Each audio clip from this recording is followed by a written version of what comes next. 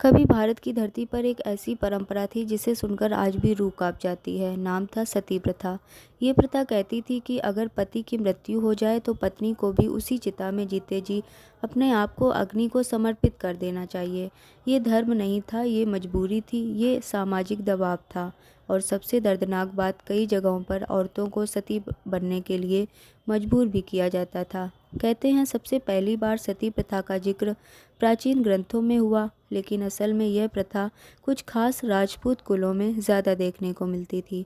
कई जगह सती को देवी का दर्जा दे दिया जाता था, लेकिन सच्चाई यह थी कि यह परंपरा हजारों औरतों की चीखों पर खड़ी थी। 19वीं सदी आते आते देश में बदलाव की लहर उठी।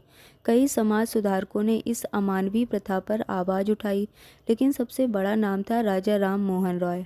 उन्होंने एक माँ को सती होते देखा था, जिस दर्द ने उनकी आत्मा को झकझोर दिया। उन्होंने कसम खाई, जब तक जिंदा हूँ इस अत्याचार को खत्म करके ही दम लूँगा। उनकी लड़ाई आसान नहीं थी। समाज, धर्म सब उनके खिलाफ खड़े थे, लेकिन उन्होंने हार नहीं मानी।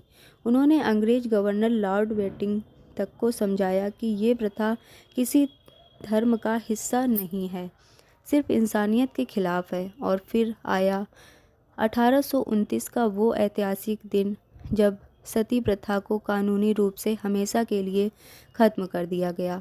एक कानून बना जो आज भी याद दिलाता है कि सामाजिक बुराइयां कितनी भी गहरी हों, अगर एक इंसान खड़ा हो जाए तो इतिहास बदल सकता है। आज हम आज़ाद हैं, औरतें पढ़ती हैं, जीती हैं, सपने देखती हैं, लेकिन कभी कभी इतिहास की ये काली परछाइयाँ याद दिलाती हैं कि आज की आज़ादी किसी की लड़ाई और किसी के बलिदान की देन है। सती प्रथा खत्म हो चुकी है, लेकिन उसके पीछे की दर्दनाक कहानियाँ आज भी हवा में तैरती हैं। ये कहानी हमें बस इतना सिखाती है, किसी भी समाज की असली प्रगति तब होती है जब उसकी औरतें सुरक्षित, सम्मानित और स्वतंत्र हों। Thank you.